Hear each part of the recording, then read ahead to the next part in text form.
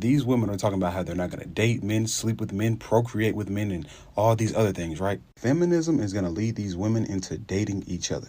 Congratulations, you walked face first into the point. And every time these men think they are the first person to realize this, that if you don't date men, well then you'll have to date women or date no one. Yeah, that's the general idea. It's also not a new idea. Separatism has been part of feminist thought throughout second wave feminism of the 60s and 70s, a desire to live a life entirely separated from men and patriarchy. Women have thought about and talked about this issue and the consequences of it for decades, such as when the Chicago Women's Liberation Union wrote back in 1972 that ideological and political separatism wasn't really viable, that women still need men's economic, political, and social allyship to help dismantle patriarchy. But when it came to their private lives, that was another story, and many women made the separatist choice back then, and 50 years later are continuing to make that choice. For years, you've been telling women that they rely on the infrastructure built by men, so they set about building and relying on their own. It is becoming ever more viable for women to live a life entirely separated from men, to live in community with women, to shop at women-owned businesses, to buy products designed and engineered by women, and utilize services and labor provided by women. And you are all so pressed by the very idea of women out there living their lives without men that you not only have to object based on your opinion, but to make out that it's a moral concern. Is that not of the devil? Like, it's literally evil. You would think that the devil would be far more involved in the horrific rates of SA, IPV, rape and abuse that women face.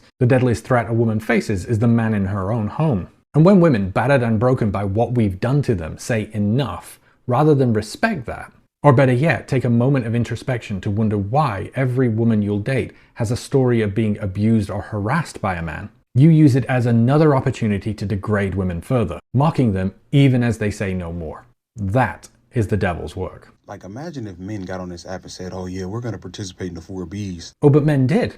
Upset at feminist separatism, they decided to lean heavily into that "you can't fire us, we quit" energy and made their own separatist movement. And the original manifesto from 2001 highlights the difference between men's separatism. For men, it was about retributive punishment towards women. Until women started acting right and getting back to the feminine values of unwavering obedience, respect, and sandwich making, then these men were opting out. But the entire goal was always about manipulating women to fit their goal of what a woman should be. And it's funny, I just finished watching a documentary on the FLDS, and there is not a hair's breadth of difference between these men desperately trying to convince women that their only value comes by centering men, by being respectful, obedient, and feminine, and cult leaders using the exact same rhetoric to keep women fearful so that women could be traded around like commodities. It is about fear, control, and domination, which is evidenced by the fact that while these men are claiming the 4B movement is all about man-hating, I can't even mention the name of the men's movement because it has been banned off all social media platforms for promoting violence and hatred against women,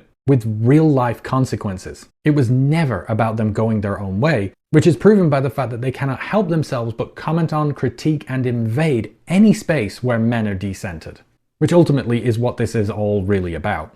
Men who are secure in themselves and their worth spend zero time concerned about what women who do not want them are doing with their lives. The only men who are pressed are the men who need women to center men, that need to convince women that pursuing a man is the only major milestone in their life that gives women any value. Because those men believe the only measure of success in their life is to have a woman by their side that listens and obeys their demands. They are terrified because their entire lives they've been convinced that a man who is single, who doesn't have a woman that he can control, is worthless and has no value. And that is where men need to come together to offer their voice, their insight, opinions, and wisdom, to help men find value and worth within themselves, rather than wasting their breath insulting women who never wanted them in the first place.